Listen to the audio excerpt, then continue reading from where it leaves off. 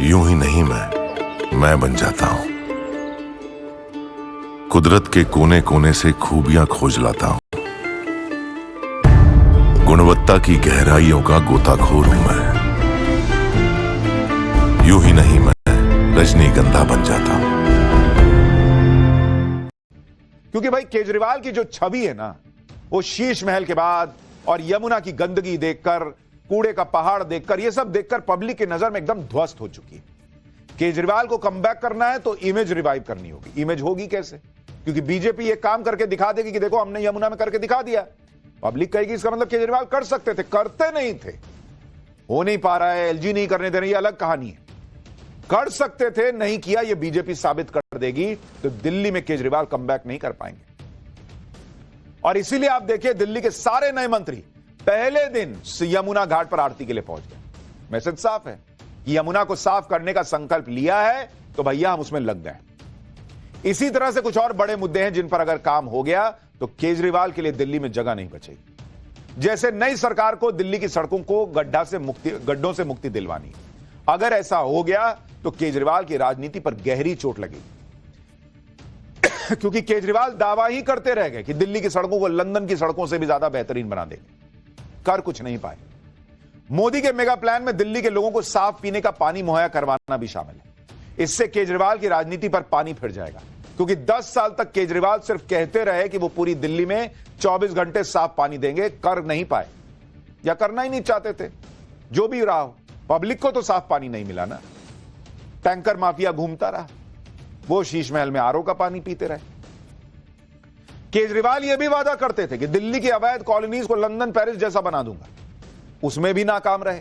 इसलिए मोदी के mega plan के तहत अगले 5 साल के अंदर दिल्ली के लोगों को जहां झुग्गी है वहां मकान स्कीम का लाभ मिलने वाला है। केजरीवाल पूरे 10 साल तक रोना ही रोते रहे कि केंद्र सरकार और एलजी उनकी सरकार को काम नहीं करने दे रहे। अब नरेंद्र मोदी यह सुनिश्चित करेंगे कि दिल्ली में बेहतरीन गवर्नेंस हो, कोई दिक्कत ना है। क्योंकि अब दिल्ली में डबल इंजन की सरकार है। और एक बार पब्लिक को यह पता चल गया कि बॉस उधर मोदी और इधर बीजेपी की सरकार है तो दिल्ली का फायदा है, तो केजरीवाल के लिए पब्लिक खुद दरवाजा बंद कर देगी। फिर 5 साल बाद केजरीवाल की राजनीति का जो सबसे स्ट्रांग पॉइंट था वो था मुफ्त की रेवड़ियां, जो उनके वोट बैंक की बड़ी वजह थी। केजरीवाल कहते थे कि बीजेपी आई तो फ्रीबीज बंद कर देगी। लेकिन पीएम मोदी पहले ही कह चुके हैं कि दिल्ली में कोई भी कल्याणकारी योजना बंद नहीं होगी, बल्कि बेहतर तरीके से लागू होगी। यानी केजरीवाल का हर जो दाव था उस पर बीजेपी और नरेंद्र मोदी, अमित शाह मिलकर पानी फेर रहा है।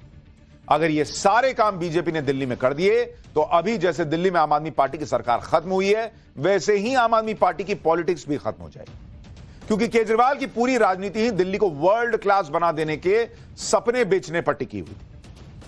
केजरीवाल ने साल 2017 में दावा किया था कि वो 1 साल के अंदर अंदर दिल्ली को लंदन बना देंगे। लेकिन केजरीवाल तो 8 साल बाद भी अपना वादा पूरा नहीं कर पाए। अगर बीजेपी ने विकसित दिल्ली वाले दावे को पूरा करके दिखा दिया तो फिर दिल्ली में आम आदमी पार्टी की वापसी का कोई चांस ही नहीं बचेगा।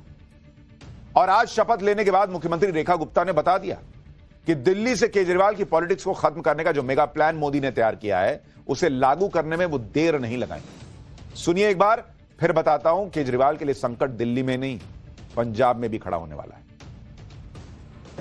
जो मिशन विकसित दिल्ली का है उसको पूरा करने के लिए लगातार काम किया जाएगा। एक भी दिन उसमें से व्यर्थ नहीं होगा और एक एक कमिटमेंट जो हमारी दिल्ली से है उसे पूरा करेंगे। अगर दिल्ली में ताबड़तोड़ काम हो गया तो केजरीवाल की राजनीति अपने आप खत्म हो जाएगी। तभी तो आज शपथ ग्रहण समारोह के दौरान जिस स्टेज पर पीएम मोदी बैठे थे, उसके पीछे भी बड़े बड़े अक्षरों में विकसित दिल्ली शपथ ग्रहण लिखा हुआ था। यानी आज दिल्ली में सिर्फ बीजेपी सरकार ने शपथ नहीं ली, बल्कि दिल्ली को विकसित शहर बनाने की शपथ ली गई। आप देखिए पीछे कितना बड़े बड़े में विकसित दिल्ली शपथ ग्रहण समारोह लिखा है। लेकिन विकसित दिल्ली का टारगेट तब तक पूरा नहीं हो सकता जब तक कि यमुना नदी साफ ना हो जाए। मतलब क्या आप कल्पना कर सकते हैं कि दिल्ली लंदन जैसा बन जाए, लेकिन यमुना नदी लंदन की टेम्स नदी जैसी ना हो, ना सुंदर हो वैसी, ना साफ हो? यह बात प्रधानमंत्री मोदी जानते हैं। इसलिए उन्होंने दिल्ली सरकार को सबसे पहला टारगेट यमुना को साफ करने का दिया। क्योंकि पीएम मोदी को पता है अगर उन्होंने दिल्ली में यमुना की सफाई कर दी तो आम आदमी पार्टी की राजनीति भी साफ हो जाएगी। 8 फरवरी को बीजेपी की जीत के साथ ही ऐलान कर दिया गया था कि यमुना की सफाई टॉप प्रायोरिटी पर होगी और अब वो होती दिख रही है। पीएम मोदी को पता है कि यमुना को साफ करना इतना आसान काम नहीं है, लेकिन मोदी अब ज्यादा देर करने के मूड में नहीं, इसलिए उन्होंने दिल्ली सरकार को 1 साल के अंदर यमुना को साफ करने का टारगेट दिया। मुख्यमंत्री भी इसको लेकर सीरियस है। आज शपथ लेने के बाद सीएम रेखा गुप्ता दिल्ली में यमुना के घाट पर अपनी पूरी कैबिनेट को लेकर पहुंची। पूरी कैबिनेट ने दिल्ली के वासुदेव घाट पर यमुना आरती। पहले मंत्रियों के विभाग बांटे जाते हैं, कैबिनेट की पहली बैठक होती है जिसमें सरकार अपना रोडमैप पेश करती है। लेकिन मोदी के मिशन यमुना को लेकर सीएम रेखा गुप्ता कितनी कमिटेड हैं कि उन्होंने कैबिनेट बैठक करने से पहले यमुना नदी का दौरा करके वहां पर स्थिति को समझा और वहां पर आरती की। साफ सफाई को लेकर अपने प्रण को भी दोहराया। जरा सुनिए वहां क्या हुआ है। आज मां यमुना की आरती करते हुए हमने फिर से उस संकल्प को दोहराया जो हमारी प्राथमिकता रहेगी। मां यमुना को फिर से उनके पुराने साकार स्वरूप में लेके आना, साफ सुथरा करना, दिल्ली को वो यमुना माई का फिर से आशीर्वाद देना जिसके वो अधिकारी हैं। यमुना की सफाई हमारी प्राथमिकता, उसके लिए जो साधन संसाधन लगाने होंगे उस पे पूरे लेआउट प्लान के साथ में काम किया। शीश महल भी एक एजेंडा है जिसकी फाइल खुलेगी और इसके अलावा और भी कई फाइलें खुलनी जो केजरीवाल की मुसीबत बढ़ाने वाली। सब आपको आज बताऊंगा। पहले यह देखिए कि दिल्ली के सीएम ने शीश महल पर वही बात कही जो हमने आपको पाठशाला में पहले ही बता दी थी कि दिल्ली का नया मुख्यमंत्री, बीजेपी का मुख्यमंत्री शीश महल में नहीं रहेगा। रेखा गुप्ता ने भी क्लियर कर दिया कि वो शीश महल में नहीं रहने वाली। सुनिए। मैम, आप क्या शीश महल में रहेंगी जो इतनी बार सवाल उठा? बिल्कुल नहीं, बिल्कुल भी नहीं। मेरी लोगों का, मेरी जनता का दिल ही मेरा घर है और मैं जनता के बीच में रह के काम करूंगी।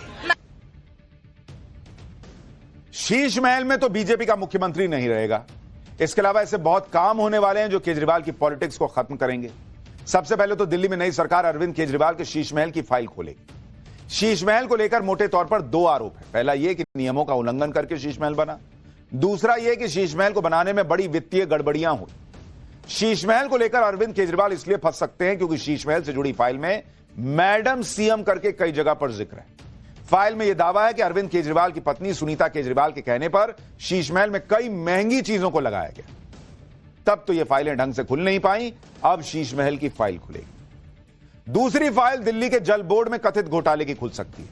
जल बोर्ड के अधिकारियों पर रिश्वत लेने का आरोप लगा था और यह भी आरोप लगा था कि रिश्वत के पैसे आम आदमी पार्टी के कई नेताओं को भी मिले। इस मामले में अरविंद केजरीवाल और उनके नेता इसलिए फंस सकते हैं क्योंकि जल बोर्ड के जिन लोगों पर रिश्वत लेने के आरोप हैं वो कानून की गिरफ्त में ऑलरेडी हैं। तीसरी फाइल दिल्ली के स्कूलों में क्लासरूम बनाने को लेकर वित्तीय गड़बड़ी की खुल सकती है। ऐसे आरोप है कि दिल्ली में क्लासरूम बनाने में भी घोटाला हुआ है।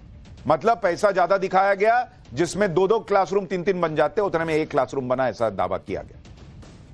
तो उसकी भी फाइल खुल सकती है। चौथी फाइल दिल्ली में बसेस की खरीदारी को लेकर भी भ्रष्टाचार के आरोप लगे, इसकी फाइल भी खुल सकती है। पांचवी फाइल बीजेपी ने यह आरोप लगाया था कि मोहल्ला क्लिनिक में के नाम पर जमकर भ्रष्टाचार हुआ, अब उसकी फाइल भी खुल सकती है। छठी फाइल दिल्ली में सीएजी की रिपोर्ट खुलेगी। चुनाव से पहले कांग्रेस ने भी आरोप लगाया था कि सीएजी की ऐसी 14 फाइल्स हैं जो केजरीवाल के खिलाफ भ्रष्टाचार का बड़ा सबूत है। यह भी आरोप लगाया गया था कि केजरीवाल की सरकार में 382 करोड़ का स्वास्थ्य घोटाला भी हुआ है। तो भैया अभी तो बहुत सारी फाइलें हैं जिन पे से धूल झाड़ी जाएगी, निकाली जाएगी और फिर केजरीवाल के लिए संकट बड़ा खड़ा होगा। अभी तो सिर्फ शराब घोटाले के मामले में अंदर जाना पड़ा है, आरोप लगाया तो हो सकता है ये फाइलें खुले तो पुलिस हो सकता है दरवाजे पे पहुंचे, बहुत कुछ हो सकता है। दिल्ली पर इस वक्त आगे एक और बड़ी खबर आ रही है, वो पहले बताता हूं फिर आगे की बात बताऊंगा। दिल्ली पर बड़ी खबर यह आ गई है कि दिल्ली में आयुष्मान योजना लागू होगी।